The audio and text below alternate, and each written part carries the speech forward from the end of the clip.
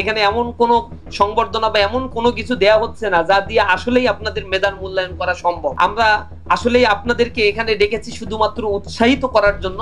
আজকে আমাদের যে ভাইয়েরা এখানে উপস্থিত হয়েছেন, ইউনিভার্সিটিতে পাশ করবেন, আপনাদের আরো বেশি দক্ষতা নিজেদেরকে অ্যাকোয়ার করার জন্য চেষ্টা করতে হবে। শারীরিক সক্ষমতাকে আপনারা ওভারকাম করেছেন, আলহামদুলিল্লাহ। সামনের মানে রাস্তাগুলো যেন আপনাদের জন্য আরো বেশি প্রসন্ন হয়, আরো বেশি মসৃণ হয়। এ কারণে ইসলামী ছাত্র শিবির আজকের এই ক্ষুদ্র আয়োজনে আপনাদেরকে জাস্ট ইন্সপাইরেশন করার জন্য আজকে ডেকেছি। এখানে এমন কোনো সংবর্ধনা বা এমন কোনো কিছু দেয়া হচ্ছে না যা দিয়ে আসলেই আপনাদের মেধার মূল্যায়ন করা সম্ভব। আমরা আসলেই আপনাদেরকে এখানে ডেকেছি শুধুমাত্র উৎসাহিত করার জন্য, যে আমাদের সোসাইটি যাদেরকে চোখে দেখে না তাদেরকে আসলেই সামনে নিয়ে আসতে হবে।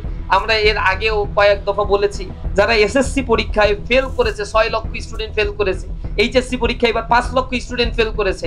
রাষ্ট্রের দায়িত্ব হচ্ছে এই ফেল করা স্টুডেন্টদেরকে কিভাবে রাষ্ট্র তার উন্নয়ন ডেভেলপমেন্ট প্রজেক্টের সাথে এঙ্গেজ করবে, তাদের কারিগরি শিক্ষা দিতে হবে।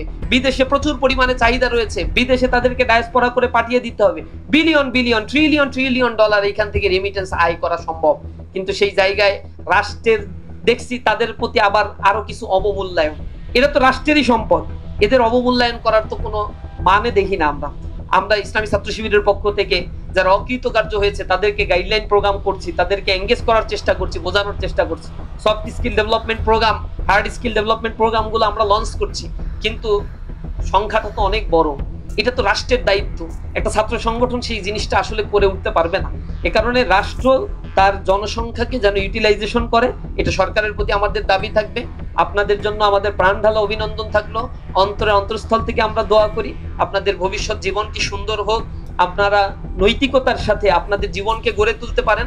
আপনারা আপনাদের যে জন্মভূমি, যে দেশটা আপনাদেরকে আশ্রয় দিয়েছে, যে দেশে আল্লাহ রাব্বুল আলামিন দয়া করে আপনাকে পাঠিয়েছে, যে ভাষায় আপনি গর্ববোধ করেন, সেই দেশের জন্য, সেই মাতৃভূমির জন্য আপনার অনেক কিছু করা রয়েছে।